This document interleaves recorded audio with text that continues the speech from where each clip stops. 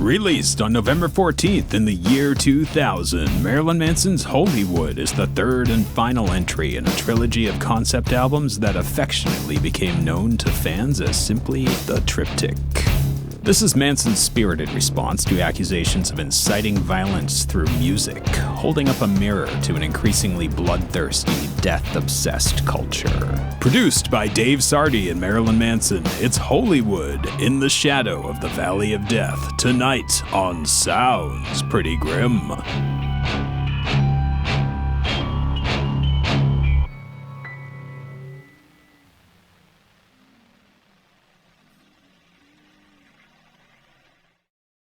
HolyWood, Marilyn Manson's fourth full-length studio album, the end of a trilogy and in some ways the end of an era. 3 concept albums with a loose, overarching story. HolyWood being chronologically the final chapter, though narratively the story begins here and unfolds in retrograde. You don't need to know any of this to enjoy these albums, but there's a lot there for those whose listening habits trend towards wanting to spread out the album artwork on the floor, read deep into the lyrics and imagery, and just dig.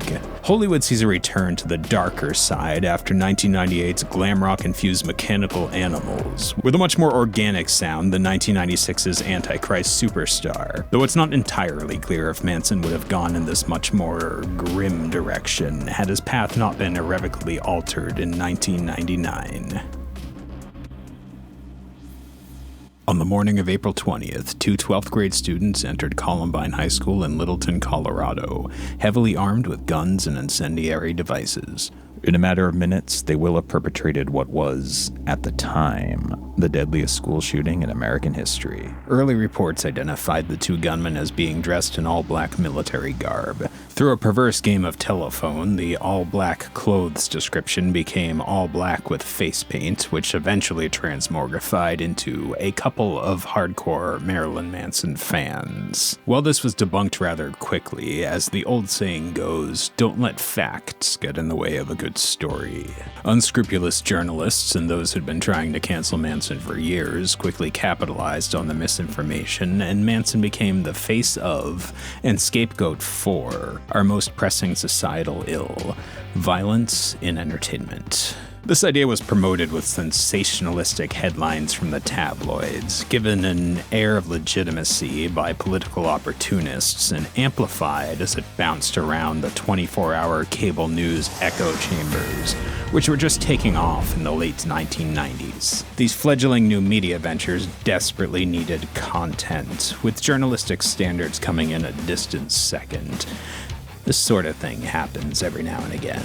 Inevitably, the remainder of Manson's Mechanical Animals tour was cancelled. Manson became somewhat reclusive, stepping away from the press, as he explains in an essay published in June 1999's issue of Rolling Stone, adding that, quote, their coverage of the event was some of the most gruesome entertainment any of us have seen. After that, it was near radio silence, aside from Manson communicating somewhat cryptically over that newfangled internet thing that was really starting to catch on, teasing what appeared to be a new album. Manson and company had started pre-production in his home studio in late 1999, with the band writing several dozen songs for the project, ultimately pared down to 19 for the final album. They chose co-producer and mixer Dave Sardy, who had previously mixed Manson's 1999 live album The Last Tour on Earth and has a towering list of credits, notably Slayer's 1996 album Undisputed Attitude, their collection of punk and hardcore covers, and Cop Shoot Cop's excellent 1994 album Release. Sardy and the band moved production into the Houdini Mansion in Laurel Canyon, Los Angeles, with a Pro Tools rig, a vintage Neve 8038 console, and a whole bunch of vintage and modern gear, making use of the mansion's spacious ballroom and hallways for some very moody sonics. On November 14th, 2000, HolyWood, In the Shadow of the Valley of Death was released, except in stores that refused to sell it, which was kind of a lot of them. More on that later. HolyWood is quite a few things. It's a hard swing back from Manson after being directly and unjustly blamed for appalling acts of violence. It's a declaration of war against hypocrisy, exploring our culture's undeniable fascinations with martyrdom, celebrity, and death, and the entertainment we derive from them. It encapsulates the end of the 1990s and takes inspiration from and draws parallels with the late 1960s. And also on a concept album level, it's a parable about, quote, a boy who wants to become part of the world that he doesn't feel adequate for, and the bitterness and rage becomes a revolution inside him. And to me, it's the most ambitious Marilyn Manson studio recording. It's much more melodic than Antichrist Superstar, but much heavier than Mechanical Animals. In fact, while Antichrist Superstar has faster, more driving material, HolyWood is Manson's heaviest album. A more classic kinda heavy, the kind that has weight to it, the kind that reinforces and conveys the heightened emotions here. The kind of heaviness that comes not just from studio magic, but from these musicians' performances. Musicians who'd been honed and sharpened after a couple of world tours. But it also has much of Manson's most delicate and dynamic material. The soft and sparse verses between the huge sounding choruses in A Place in the Dirt.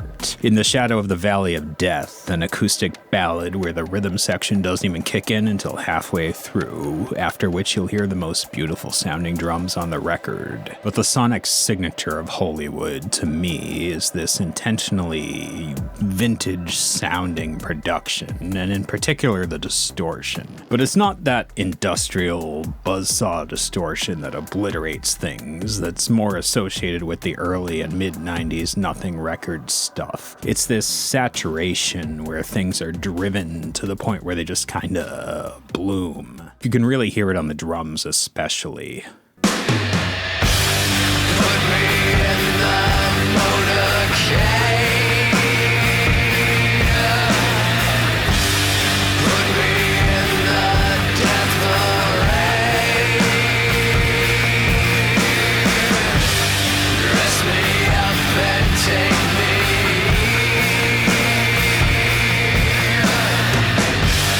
Dress me up and make me a dying god. And there's strong classic rock influences here, big late 60s vibes, the Doors and the Beatles being clear influences for HolyWood, with Lennon and Doors covers among HolyWood's B-sides. The influence really comes through in the sound. You hear and feel that Abbey Road style, pillowy drum compression thing, really leaning into that dirty pushing and pulling sound, and the sound of that big space, and highlighting drummer Gingerfish's aggressive style. It's an old school foundation, but it does very much have an electronic bent to it. English producer and composer Bon Harris, known for his work with Nitzer Ebb, was along programming and arranging electronic drums and sequencing for HolyWood. Manson and company have always been good at seamlessly blending live drums with drum machines, but it's never sounded more cohesive than on HolyWood. Everything gets a bit of that gorgeous saturation, and it makes the synths and the atmospheric stuff and the programmed drums all sound like they sit in the same sonic space with the drums and the guitar and the bass and the vocals. And in a lot of ways it sounds timeless, aside from a couple of distinctly late 90s sounding digital effects here and there, and a few little glitches and telltale blips from digital editing. Less polish overall, but a lot more humanity, rawness, which stands out, especially today. And the anger and aggression on HolyWood is more pointed and specific, and a little more thoughtful than the general break stuff type of angst found elsewhere on the charts. There's a lot of heavy, catchy, single-worthy songs here that best capture the sound of this lineup together, like the love song, the grunge-influenced The Fight song, and the underrated President Dead, which might be the liveliest song on the record, and one of the best examples of this band's live sound and feel. Or the fan-favorite single, the anthemic The Nobodies, with the unique and ear-catching sound of an overdriven electric harp harpsichord. In order for the Nobody's video to air on American cable music television, a couple of words had to be censored, including the words dead, died, and curiously, the word ratings. Perhaps demonstrating the flak is heaviest when you're directly over the target. And one of my favorite Manson songs, period, Target Audience. Manson's vocals really capture his anger and wrath, a quiet seething exploding into Manson's signature screams, more vicious than ever here. Some of the best guitar tones on the album, some beautifully modulated cleans and fat, overdriven, but not super distorted rhythm guitars, and a cool breakdown for the middle eight, a rare time signature change bringing a slightly prog-like element to the party. I wish there was a little more of that on this album. I really love this one. It's kind of got a little bit of everything I love about HolyWood in it. But I'm sorry, Shakespeare was your scapegoat, and your apple sticking into my throat. Sorry, your Sunday smiles are rusted nails, and your crucifixion commercials failed.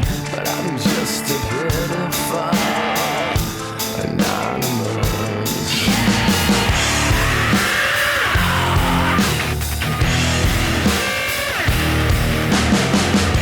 I see all the young believers, target audience.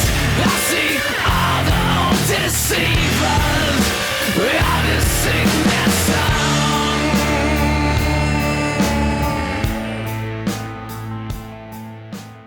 And as on prior Manson albums, there's an audible willingness to experiment in the recording process. Vocals recorded in unusual places, closets, empty swimming pools, over a CB radio, all manner of modulation effects, an homage to Lennon's automatic double tracking or ADT effect on Lamb of God's vocal, and serendipitous moments. Take the acoustic guitar bit from The Fall of Adam, which was recorded outdoors during a rare thunderstorm. Now, was it necessary to have guitarist John 5 stand in the rain and thunder and lightning and set it all up and run the cables all the way back inside to get the phase right? Would the album be different if they just recorded it on a nice dry sofa and then just grabbed a thunderstorm wave file from a commercial sound effects library? Maybe not, but it's the culmination of finding opportunities to do something creative or weird that makes HolyWood sound so special.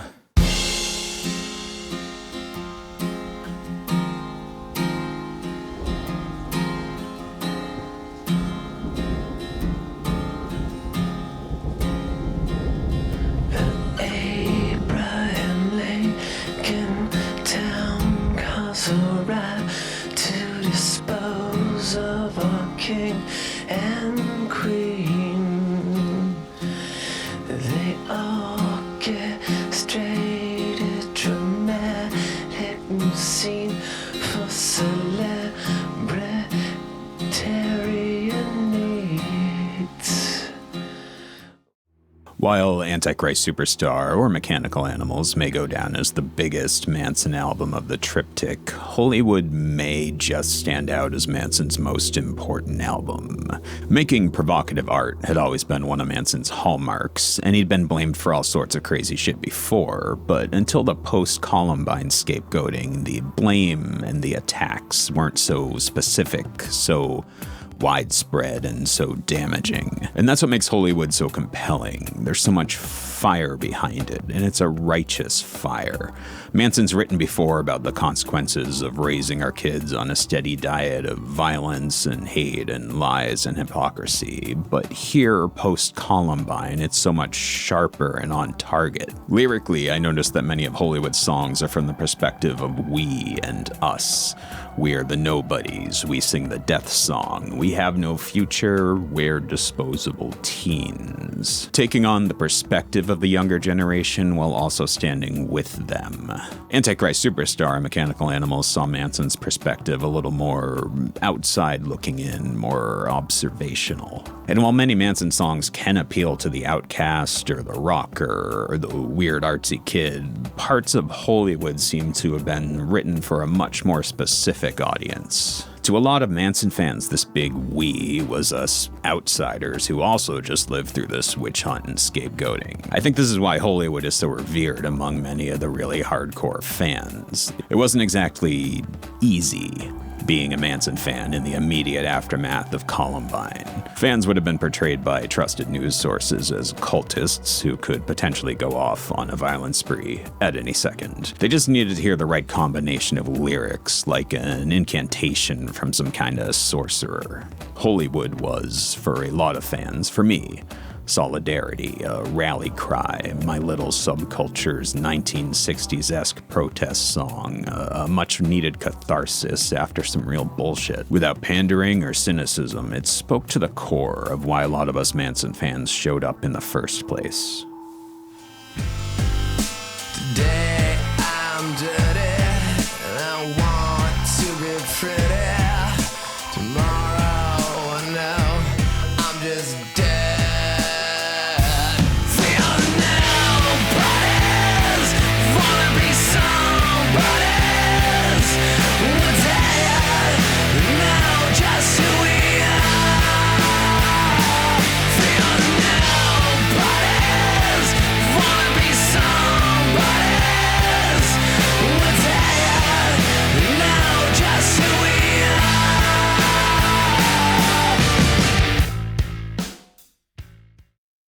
Like Antichrist Superstar and Mechanical Animals before it, HolyWood's packaging is top-notch and really a vital part of the album.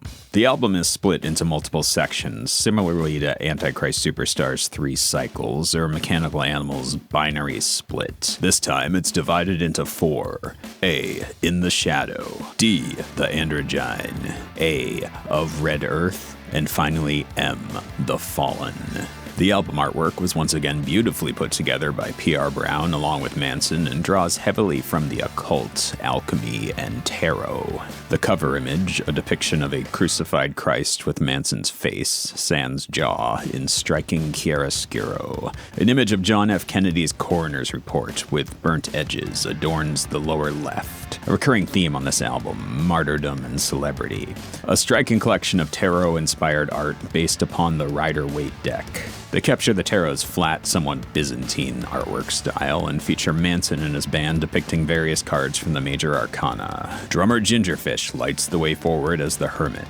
Keyboardist Madonna Wayne Gacy holds the scales of justice. Guitarist John Five makes his debut on HolyWood, stepping off into the unknown as the Fool. Bassist Twiggy Ramirez, clearly in touch with his subconscious mind as the High Priestess. And Manson appearing as the Magician, the Hierophant, Death, the Emperor, and the Devil, as well as the Hanged Man depicted on the cover art. The UK singles for the fight song even came with a little set of perforated punch-out tarot cards. They were spread out over a couple of CDs in a collect-them-all fashion. A little limited for a tarot deck, but it's still a functional system, and it's such a cool thing to come with these cheap, at the time, CD singles. Marilyn Manson's CD singles from the 90s and early 2000s often played more like EPs, and were always crammed with cool stuff. Great remixes, often involving somebody from the Nothing Records school or some other inspired choice. Videos, cover versions, an interactive CD-ROM, experimental audio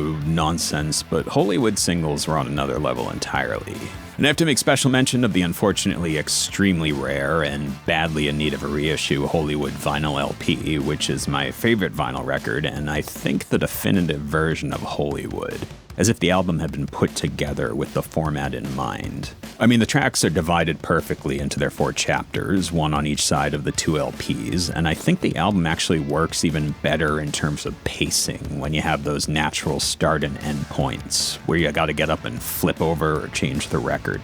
Most importantly though, it's mastered significantly more gently than the CD and other digital versions. This is often true of LP releases from this time period, but this one's drastic. Not that the CD doesn't sound great, it's just a more modern level of loudness, with the goal of being competitive with other rock and pop albums from its own era. I don't think that limitation was even considered when the vinyl was mastered, and it's not a subtle difference. I don't even need to take measurements, although of course I did. All those nods to the late 60s records and that raw style, all the punch and the depth, it comes through in a way that I think is more true to the sonic vision of what they were doing with HolyWood. Could just be me though, sometimes I hear things. While it's beloved and revered by many Manson fans and is pretty widely considered one of Manson's essential albums, the heightened controversy around Manson ensured that HolyWood would not perform as well as its predecessors upon release. While saying that HolyWood did not have a strong debut because of the Columbine fallout is accurate, it's far more nuanced than that. Most people who listen to rock, be it a Manson fan or a Manson hater, saw the Columbine link for the bullshit that it was. It was the usual suspects. They tried shit like this with Judas Priest, they tried it with Ozzy, Alice Cooper, Elvis, and they've been trying with Manson since the beginning. I think a portion of parents who ultimately had the final say in what kind of music came into the house and who consumed a lot of tabloid-style media may have put their foot down on permitting Marilyn Manson after that. But the bigger issue was large retailers like Walmart and Kmart refusing to sell the album at all. Walmart specifically had pulled all of Marilyn Manson's albums following the Columbine shooting, and this was back when, for a lot of small towns and places out in the sticks, those big box stores were the only game in town for music. This is the year 2000, remember, no music streaming. The very first iPod was still a year away. Online shopping was in its infancy and far from normalized, and the infrastructure just wasn't there yet.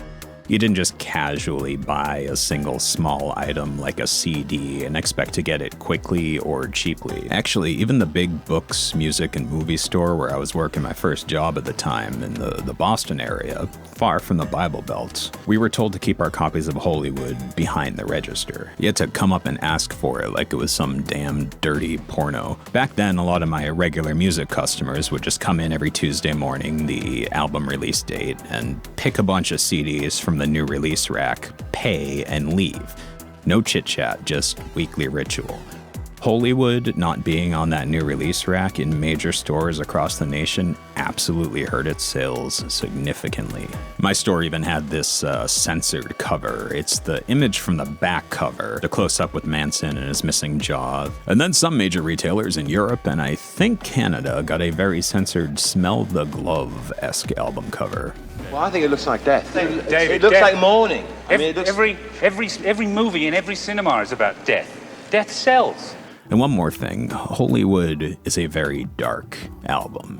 And that endears it to Manson fans, who tend to have a proclivity for the darker stuff. But this may not have fully resonated with mainstream turn-of-the-millennium audiences. I know it's Marilyn Manson, it's dark music, and it's popular, but there had been an undercurrent of mischievous fun to it. Antichrist Superstar feels like forbidden fruit. It really captured the mystique of those albums where you feel like you're getting away with something when you listen to it. And Mechanical Animals, while not exactly a cheerful album, is more fun than A Barrel of Monkeys. HolyWood is a lot more serious and grim and meditative and angry and wrathful. And it has a dark sense of humor, but it's not the kind of humor that makes you smile. The tour was fun, the videos were fun, especially the fight song. I love the Goths versus Jocks football game. I'd watch that for real. But that's the video, not the album. I mean, I love it, and you love it, but it's kind of a lot for the average 1990s, 2000s listener. Among Manson fans, though, it's our album of fight songs. And over the years, it's catching up to sit comfortably among the rest of the triptych, which makes sense. You gotta get all three, obviously. Just cut our wrists like cheap coupons and say that death was on sale today. And when we were good, just close your eyes. So when we are bad, they'll scar your mind. But I'm not a slave to a God who doesn't exist. And I'm not a slave to a world that doesn't give a shit.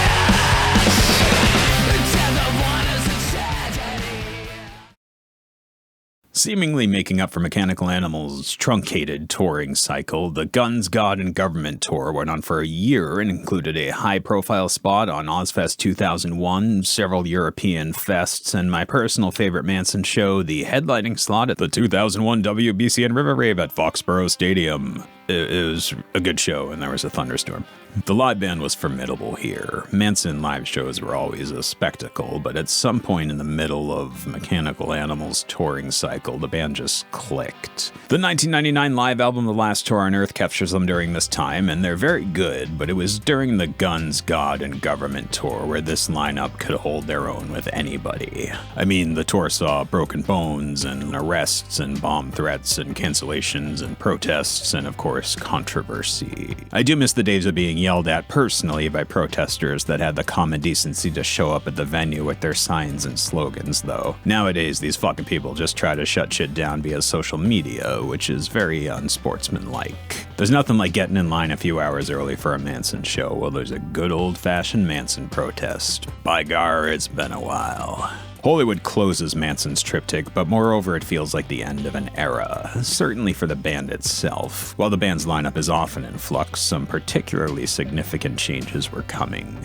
But this stands out as a milestone for Manson and the band. The crazy bastards did it. They completed this revelatory trilogy and cemented Marilyn Manson as a big name, not just in rock, but, like it or not, Americana. It's really one of the most interesting trilogies in all of rock, and one of the best 3-album streaks of the 1990s.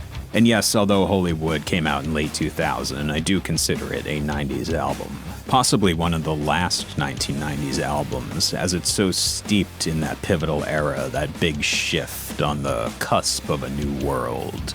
24 hours, always on, live breaking all day, all night, pumped directly into your home from an increasing number of devices on the big screen and soon the very small. I said Mechanical Animals was my favorite Manson album back in Sounds Pretty Grim episode 4, and I think that's true by virtue of the fact that I can listen to it anytime. I'm always up for it. HolyWood, even me who revels in the grim stuff, even I have to be kind of in the right mood for this one. It's heavy in every sense of the word, and it sounds wicked good. Coming soon on a very special Sounds Pretty Grim, it's the inaugural Patreon poll episode, Prog Metal Edition. Porcupine Tree, Agalock, or Devin Townsend. The possibilities are those. Those are the 3 only possibilities. Vote over on the Sounds Pretty Grim Patreon, which I never officially announced. Well, it's a thing. All proceeds go right back into the channel for things like fog juice, black candles, and someday a less embarrassing camera that all the other YouTubers won't laugh at. Thank you, and see you next time on Sounds Pretty Grim.